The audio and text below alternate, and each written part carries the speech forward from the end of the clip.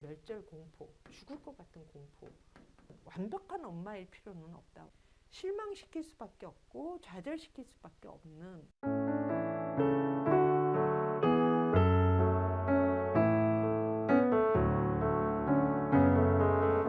안녕하세요. 오늘은 제가 여러분과 함께 죄책감과 수치심에 대해서 다루어 보고자 합니다.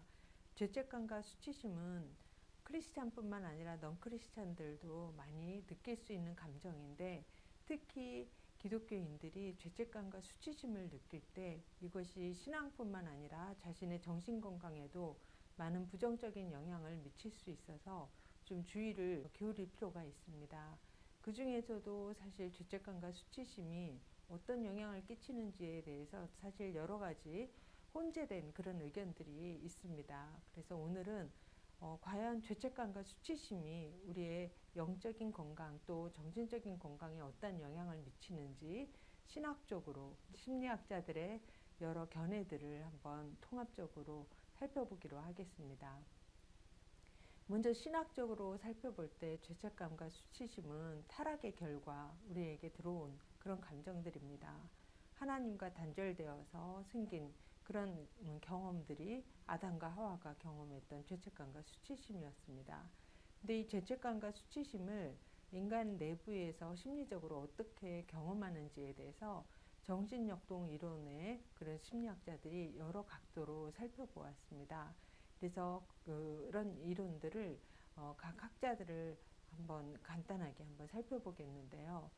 초자아라는 개념을 사실 프로이드가 처음 이야기를 했습니다. 그래서 프로이드가 정신역동 이론의 어떤 기본적인 틀을 이렇게 세워준 공헌을 한 점이 있습니다. 물론 정신역동 이론들이 자연주의의 입장에 서 있고, 그래서 초자연주의의 그런 우리 기독교 신앙을 고려하지 못하고 때로는 신앙에 좀 대척점을 보이는 그런 지점도 있습니다. 그렇지만 또한 일반은총으로서 죄인인 우리의 내면 세계가 어떤지에 대해서 또 알려주는 그런 좋은 또 지식과 발견들이 있습니다. 그래서 프로이드도 그런 시각에서 그가 결정주의적인 한계와 자연주의의 한계, 환원주의의 한계들을 가지고 있지만 어떻게 또 인간의 내면을 잘 살펴봤는지 우리가 볼 필요가 있습니다. 그래서 프로이드는 수치심에 대해서는 별로 관심을 기울이지 않고 죄책감에 대해서 관심을 더 기울였습니다. 그러니까 부모와의 관계에서 생긴 그 초자아가 우리의 죄책감 형성에 굉장히 많은 영향을 미친다고 봤습니다. 그래서 초자아가 너무 강박적이고 처벌적으로 그렇게 형성이 되면 자신에 대해서 굉장히 자책하고 그런 감정들을 가지게 된다고 봤고요. 그리고 이제 자아 이상에 못 미친다고 생각이 되면 또 그런 죄책감을 느낀다고 보았습니다. 그런데 이제 또 너무 초자아가 발달을 안 하게 되면 반사회적인 그런 행동들도 하겠죠. 그래서 이런 이제 초자아에 대한 개념을 바탕으로 그 뒤에 이제 자아심리학자, 자기심리학자 이런 분들이 또 여러 가지 죄책감과 수치심에 대한 이론들을 발전을 시켰습니다. 그 중에 이제 자아심리학자인 제이콥슨이라는 학자가 있는데, 이분이 이제 프로이드는 수치심에 대해서 별로 관심을 기울이지 않았지만 죄책감과 동시에 또 수치심에 대해서도 이제 관심을 기울인 학자가 되겠습니다. 그래서 인간 내면에 어떻게 해서 이런 죄책감과 수치심이 생기는지 그는 그 부모와 아이와의 관계 속에서 이걸 설명을 했습니다. 그래서 아이가 이제 자랄 때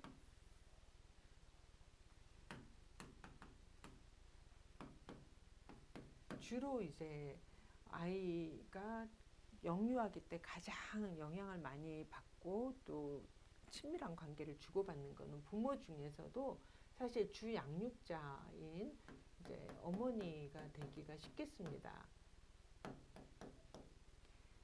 주 양육자가 아이한테 굉장히 잘 돌봄을 베풀어주면 이제 아이는 부모를 좋은 대상으로 경험을 하게 되고, 그에 따라서 본인도 자기에 대한 이제 좋은 자기를 자아를 좋은 자아상을 형성하게 되겠죠.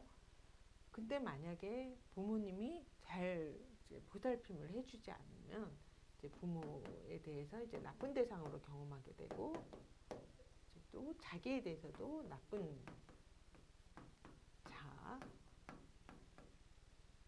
생기게 되겠습니다. 그랬을 때 이 좋은 대상 경험을 했던 요것을 잘 아이가 자기 걸로 이렇게 만들어 가면서 자아 이상을 형성하는데 이제 중요한 역할을 미친다고 봤습니다.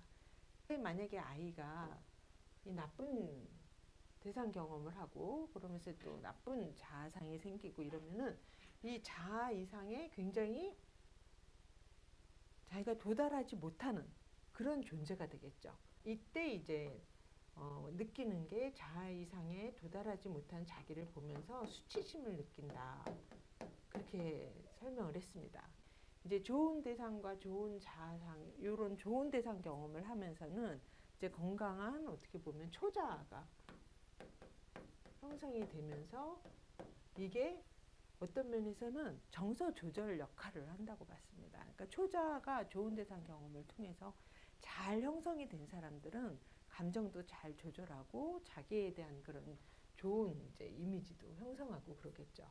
근데 이렇게 나쁜 대상 경험과 나쁜 자상을 가지게 되면 이제 나는 굉장히 부족한 사람이 되는 거예요. 그런 면에서 이제 수치심을 경험하게 된다. 그렇게 이제 봤습니다. 그래서 이제 어릴 때 경험했어야 되는 부모로부터의 충분한 돌봄과 우리 부모가 날 이렇게 사랑하니까 나는 굉장한 대상이야 하는 어떤 본인에 대한 어떤 전능감 이런 것들이 아주 영아기 때는 어느 정도 채워져야 되는데 그런 게 채워지지 않을 때 이제 우울한 그런 상태나 아니면 나중에 이제 이렇게 수치심이 많은 그런 상태로 발전하기 쉽다고 그렇게 설명을 했습니다. 그리고 이제 또 우리가 죄책감에 대해서 잘 이해할 수 있게 도와준 학자 가운데 하나가 이제 멜라니 클라인이라는 학자입니다. 이 사람은 이제 아이하고 이제 어머니가 이 사람도 마찬가지로 이제 주양육자를 굉장히 중요하게 봤습니다.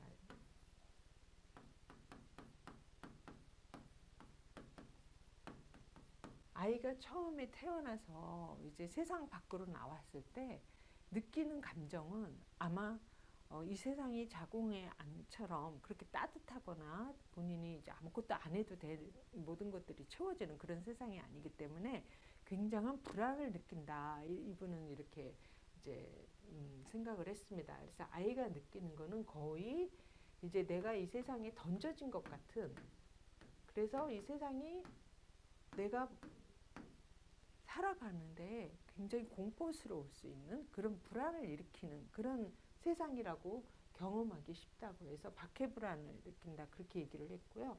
이 박해불안의 어떤 면에서 제일 절정에 속하는 것이 멸절공포, 죽을 것 같은 공포를 느낄 수 있다는 거죠. 아이는. 근데 이걸 아이가 가지고 있으면 굉장히 힘들죠. 그래서 아이는 이런 자신의 이런 박해불안이나 멸절공포를 외부에 이제 던지는 거죠. 밖으로.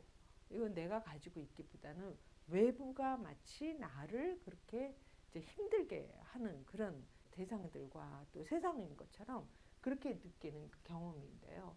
그러면서 아이는 엄마가 이제 자기를 잘 돌봐줄 때 이 좋은 경험을 하는 것, 그래서 엄마로부터 오는 좋은 돌봄, 이거는 이제 엄마를 동일시하고 엄마의 감정을 자기의 걸로 만드는 그런 과정을 통해서 아이는 불안함은 밖으로 내던지고 또 엄마의 돌봄과 따뜻함은 내 안에 가지고 이런 과정을 통해서 아이가 이제 정서적으로 굉장히 이렇게 밖에 던져진 이런 힘든 상황에서 이제 잘 자라갈 수 있다 그렇게 봤습니다.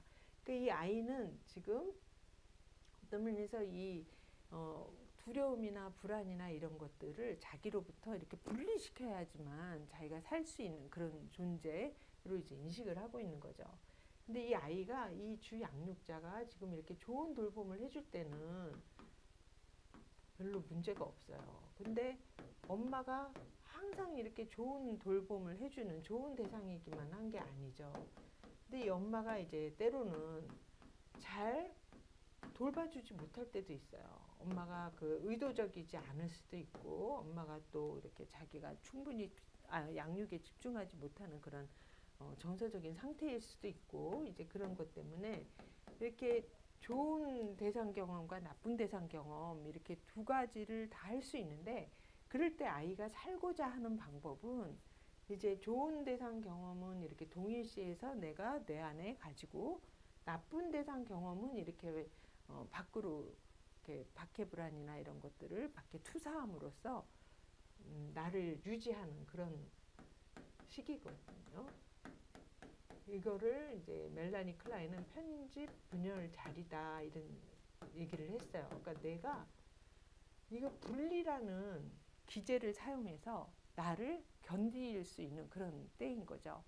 요때 이제 아이가 이 상태에 이렇게 머물러 있으면은 계속 이 한 대상을 두 대상으로만 계속 경험할 수밖에 없고, 이게 온전하지 못한 그런 상태가 되는 거예요. 이 편집 분열 자리에서, 그러니까 엄마를 한 엄마로 경험하지 못하고 어떻게 보면 두 엄마로 경험하는 부분 대상 경험을 하고 있다. 그렇게 이제 설명을 합니다. 근데 아이가 점점 이제 커가면서 이 두 대상이 한 대상이라는 거를 점점 인지해가기 시작해요. 인식 능력도 이제 발달하고 그러면서 아이는 점점 또 어떤 것들이 발달하기 시작하냐면은 자기가 엄마를 힘들게 하는 그런 요소들 있잖아요. 아이들이 결코 선한 존재로만 보지 않았어요. 그러니까 아이들이 공격성도 있고 엄마를 편안하게 놔두는 그런 존재들은 아니잖아요. 그래서 아이가 점점 이제 커가면서는 자신이 가지고 있는 공격성으로 인해서 엄마가 훼손될 수 있는 것들, 이런 것들에 대한 이제 인지들이 생기기 시작한다고 합니다. 그러면서 거기에서 생기는 게 이제 우울자리라고 얘기하는데요. 왜냐하면 여기서 바로 내가 엄마를 힘들게 할 수 있다 하는 그런 죄책감, 비애, 이런 감정들이 이제 생기기 시작한다고 본 겁니다. 그러니까 아이가 좀 더 편집 분열 자리에서 이제 여기로 이제 성장한 거죠, 이거는. 그러니까 편집 분열 자리에 있는 사람은 내가 힘든 것밖에 몰라요. 저 사람 때문에 내가 힘들다. 그래서 내 이 부정적인 감정은 다 다른 사람한테로 다 전가하고 이제 자기는 피해자인 것처럼만 느끼는 그런 상태일 수도 있거든요. 이 좋은 대상 경험을 충분히 하지 못하면 계속 편집 분열 자리에 남아 있게 되기 쉬운데, 이제 좋은 대상 경험이 좀 더 많아지면 아, 이게 한 대상이구나 하는 거를 점점 이해하면서 이거를 통합해 가거든요. 그래서 이 통합해 가는 과정에서 바로 이 우울자리가 생기는 거예요. 우울자리로 이제 성장해 가는 거죠. 그래서 우울자리로 성장한 데에서 생기는 감정이 바로 이 죄책감이다, 이렇게 설명을 했습니다. 그러니까 죄책감이 그러니까 꼭 부정적인 것만은 아닌 거죠. 이 부정적인 감정이 아니라 어떻게 보면 나도 다른 사람을 힘들게 할 수 있다는 거를 점점 인지해 나갈 수 있는 그런 건데요. 여기에서 아이가 또 가지는 감정은 엄마가 자기를 굉장히 사랑하잖아요. 그러니까 내가 이 엄마를 회복시킬 수 있다. 그런 회복에 대한 환상 속에서 이제 소망을 또 갖는다고 합니다. 그러니까 이런 소망이 사실 아이를 또 마냥 죄책감에만 머물러 있게 하지 않는 그런 또 감정이 되겠고요. 그래서 이 우울자리에서는 이제 대상을 전체 대상으로 경험한다, 그런 얘기를 했습니다. 그러니까 이제는 나쁜 대상과 이 좋은 대상이 한 대상이라는 것을 이해를 한다는 거죠. 한 대상이라는 걸 이해를 하고 내가 때로는 그 대상을 힘들게 할 수도 있구나라는 것을 인식하고 죄책감을 가지고 그거를 또 회복시키려고 하고. 그러니까 굉장히 우울자리는 성숙한 자리로 가는, 아이가 성장해가는 과정이라고 할 수 있습니다. 그래서 이 전제는 이제 좋은 돌봄, 좋은 대상 경험이 적어도 나쁜 대상 경험보다 좀 더 많아야지 이걸 통합을 시킨다고 하고요. 왜냐하면 나쁜 대상 경험이 더 많으면 이거를 통합시켜 버리면은 나는 나쁜 엄마만 갖게 되잖아요. 그거는 아이로서는 굉장히 슬픈 일이고 그걸 견뎌내기 쉽지 않거든요. 그러니까 그렇게 좋은 대상 경험이 충분하지 않으면 차라리 나누어 놓고 있는 거죠. 편집분열 자리에 그대로 머물러 있는 거예요. 그렇게 머물러 있으면 이제 이렇게 부분 대상 경험을 하고 이렇게 성장하지 못하고 뭔가 다른 사람들한테 내가 잘못했을 수도 있다. 이런 이제 죄책감이나 또 그걸 사과하고 회복하려고 하는 그런 이제 건강한 죄책감들이 잘 발달하지 못하게 되겠죠. 그래서 어떤 이제 사람이 좀 그런 걸 잘 못한다 그러면 성인이라도 이제 어린 시절에 이런 어떤 좋은 돌봄, 좋은 대상 경험이 충분하지 않아서 어떤 정서적인 통합 과정이 잘 일어나지 않았을 수 있겠다. 이렇게 우리가 또 좀 이해를 해주고 또 기다려주고 좋은 대상 경험을 좀 할 수 있게끔 우리가 또 도와주는 것도 필요할 수도 있겠습니다. 그리고 또 이제 위니컷이라는 사람도 죄책감에 대해서 얘기를 했는데 위니컷도 죄책감을 이렇게 관심을 남한테 다른 사람한테 가질 수 있는 능력이다.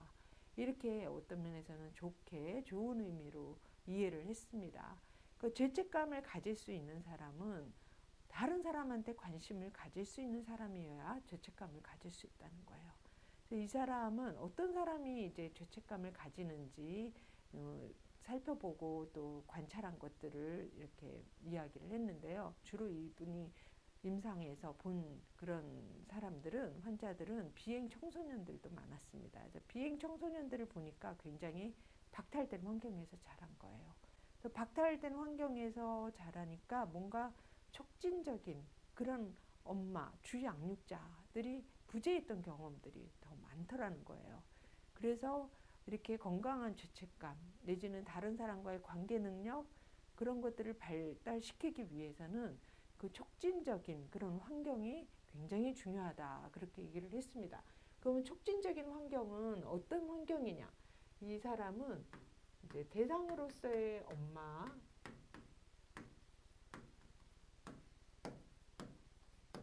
엄마와 환경으로서의 엄마를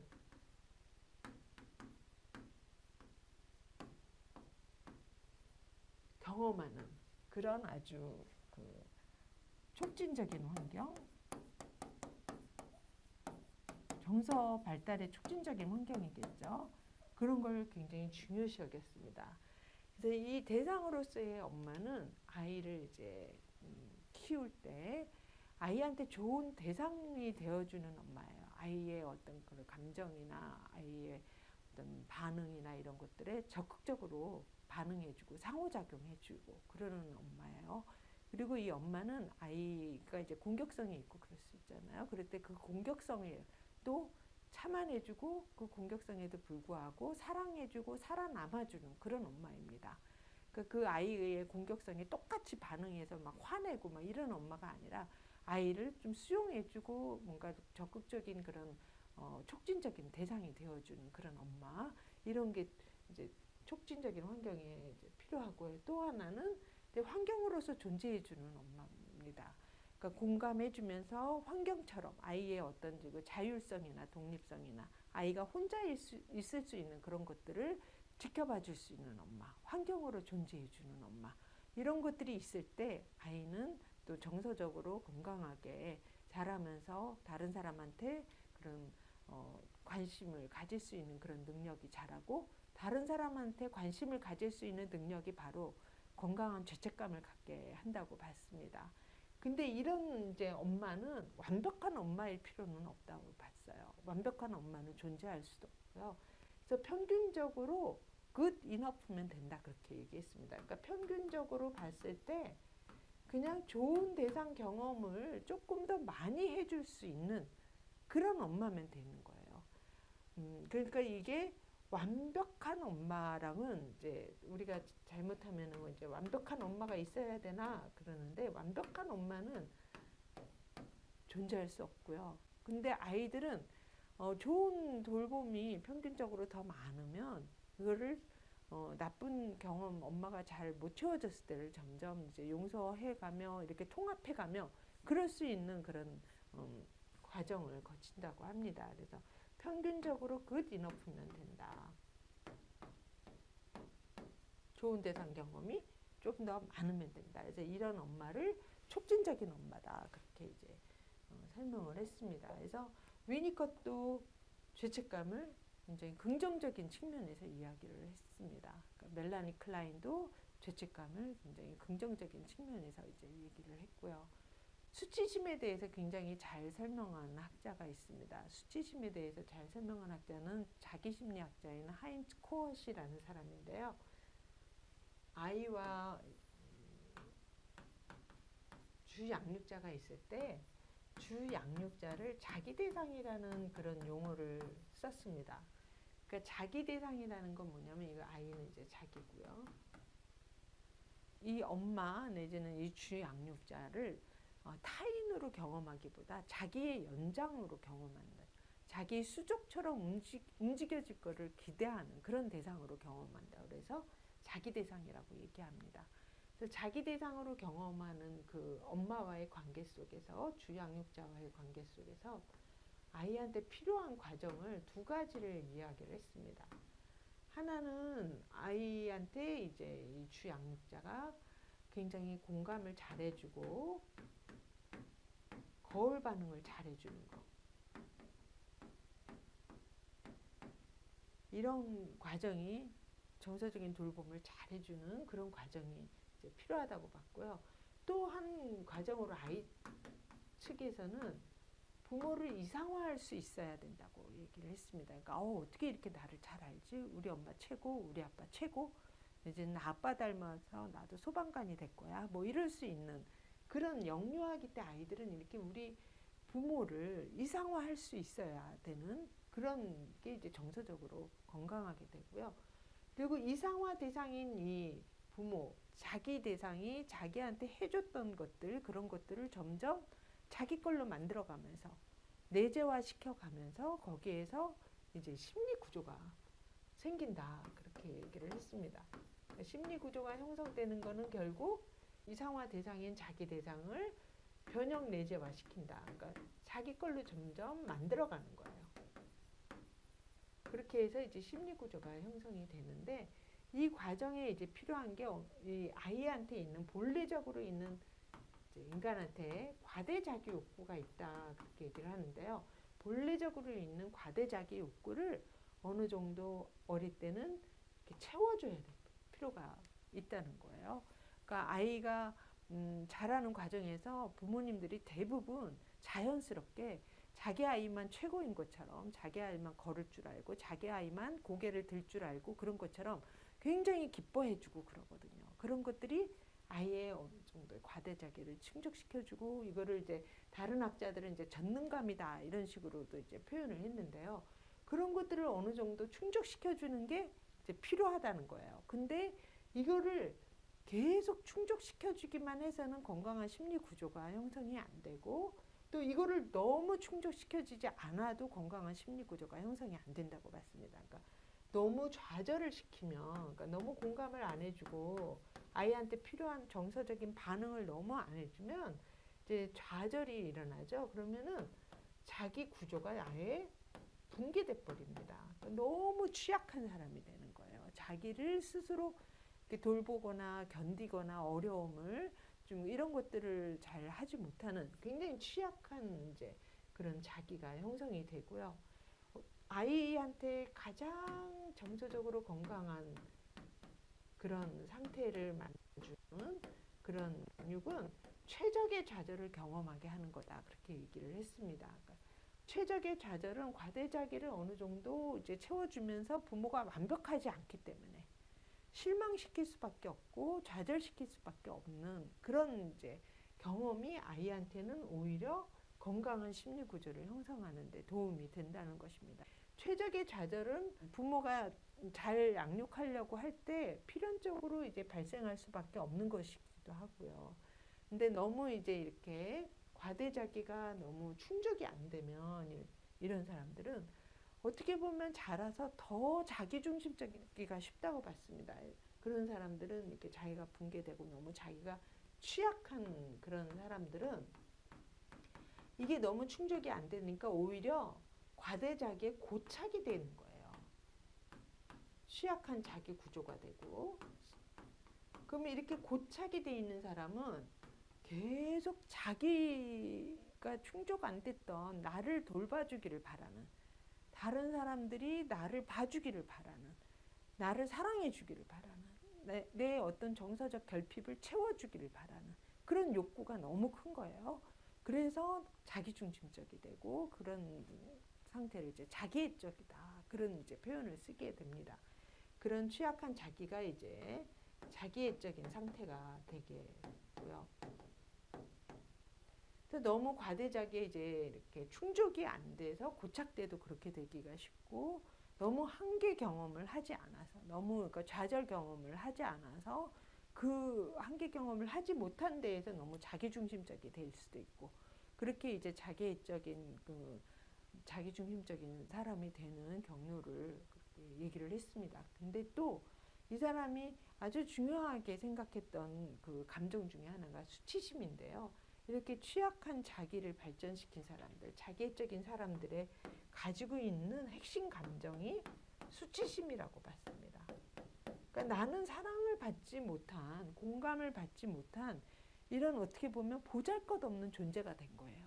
그래서 나는 굉장히 이렇게 존중감을 가지기가 어렵고 그런 이제 대상, 그런 존재가 돼버린 거죠. 그래서 그 가지고 있는 감정의 가장 큰 핵심적인 감정이 이제 수치심이라고 봤습니다. 그래서 이 사람들이 이런 분들이 이제 잘하면서도 이런 것들이 좀 잘 좀 바뀔 수 있는 그런 좋은 대상 경험들을 잘 하지 못하면 이 수치심이 그 내면에 굉장히 깊이 자리 잡고 있으면서 이제 무시당했다는 느낌이 들 때, 그럴 때는 수치심의 그 반응으로 나오는 게 바로 경로라는 거예요. 그러니까 그냥 화내는 정도가 아니라 아주 불같이 화내시는 분들이 있죠. 무시당했다는 거에 아주 민감한 분들.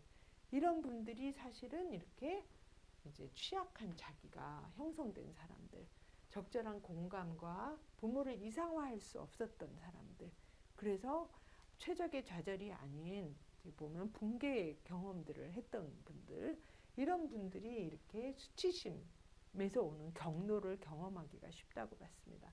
그래서 이렇게 경로하는 사람들은 그냥 화내지 마라고 하는 것들이 잘 안 통하는 거예요. 그러니까 뭔가 너도 생각을 해봐라 하는 것들이 뭔가 이렇게 생각이 가기 전에 먼저 정말 내면에 깊이 있는 그 수치심을 건드리기 때문에 바로 이제 경로로 반응하게 되기가 쉽죠. 그래서 이런 분들한테 필요한 거는 어쩌면 자기를 있는 그대로 이렇게 받아주는 그런 이제 좋은 대상 경험이 먼저 좀 있으면서 그게 이제 회복이 되면서 그런 다음에 어떤 인지적인 작업이나 뭐 행동의 어떤 수정이나 이런 것들이 그 변화를 일으킬 수도 있겠습니다. 그래서 이런 이렇게 자기 대상을 이상화할 수 없었던 사람들이 또 보이는 그런 취약한 모습 가운데 하나가 대상 추구를 계속하기가 쉬워요. 그러니까 이때 충분히 이 대상을 자기 걸로 이렇게 내재화시킬 수 있었으면 심리 구조가 이렇게 견고하게 형성이 돼 있으니까 내가 뭐 좌절하는 경험이 있다든지 뭐 이래도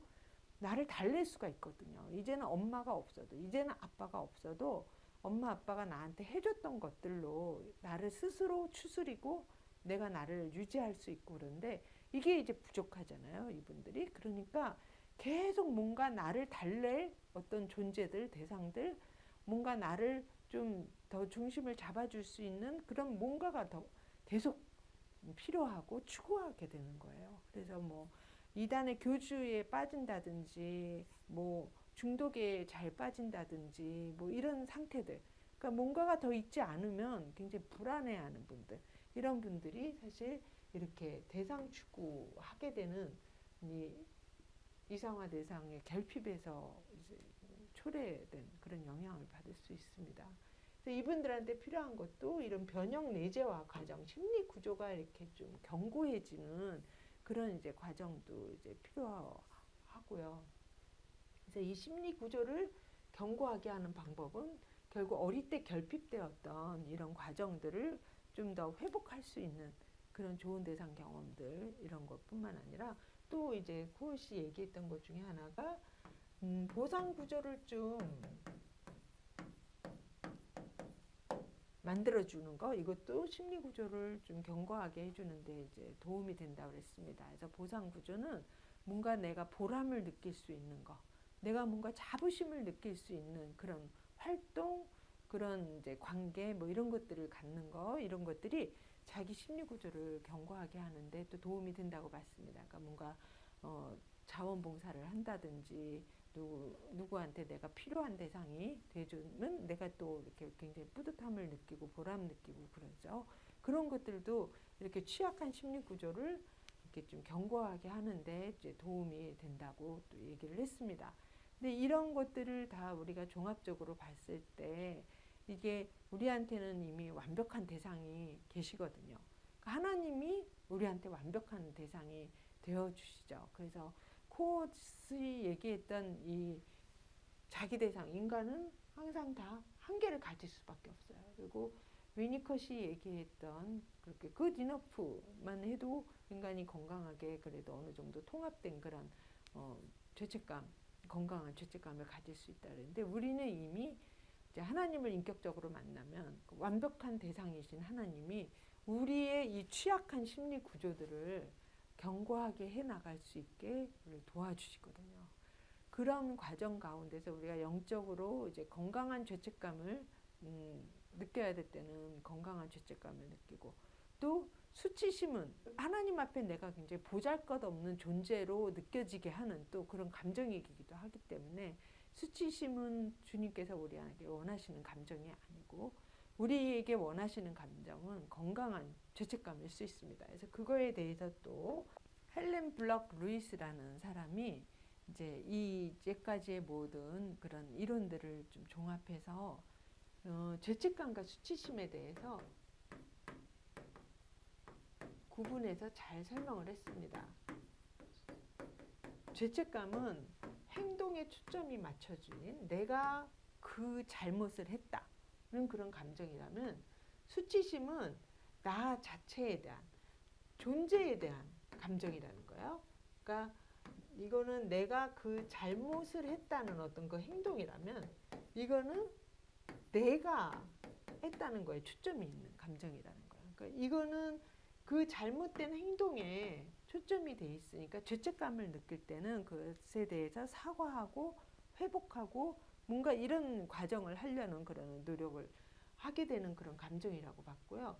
수치심은 이거는 내가 그랬다 이렇게 되니까 뭔가 회피하고 도망가고 이런 이제 반응을 하게 하는 그런 감정이다, 이렇게 좀 종합해서 또 설명을 했습니다.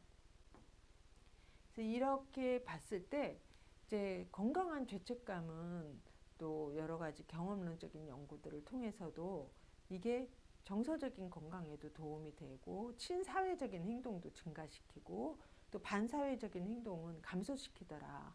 아이들이 이렇게 죄책감 성향이 있는, 건강한 죄책감 성향이 있는 아이들은 오히려 학교 생활 적응도 잘 하더라. 이런 이제 연구 결과들이 있고요. 그런데 이제 수치심에 대해서는 이게 정신 건강에 도움이 된다는 그런 연구 결과는 없고 다 정신 건강에 부정적인 영향을 미치더라 하는 그런 연구 결과들이 있습니다.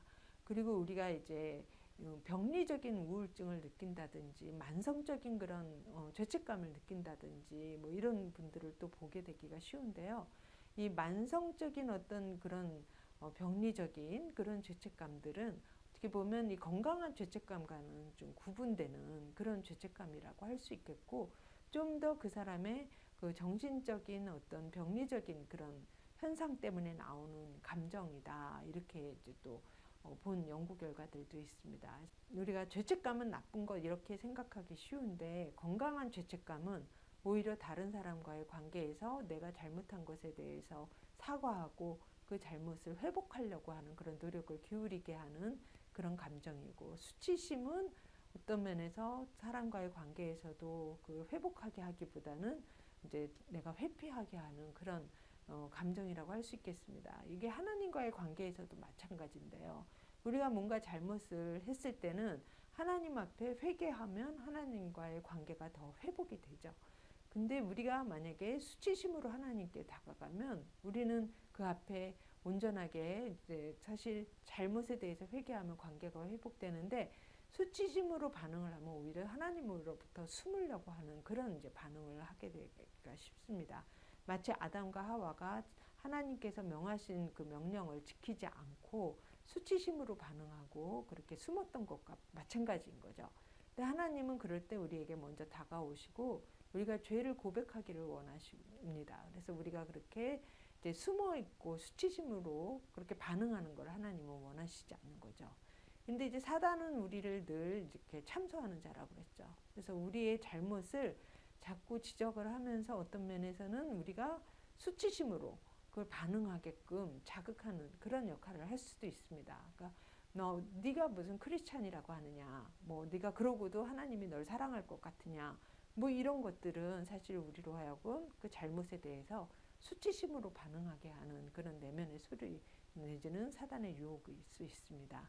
그래서 뭔가 우리가 어떤 잘못을 했을지라도 하나님은 용서하시는 분이시고 이것을 정말 하나님 앞에 가지고 나오기를 바라시는 분이라는 걸 우리가 항상 기억해야 되겠고요. 그래서 건강한 죄책감으로 하나님 앞에 나아가고 또 우리 정신 건강도 더 건강하게 유지하고 또 대인 관계도 회복하는 그런 정신 건강상의 그런 유익을 우리가 가져야 되겠습니다.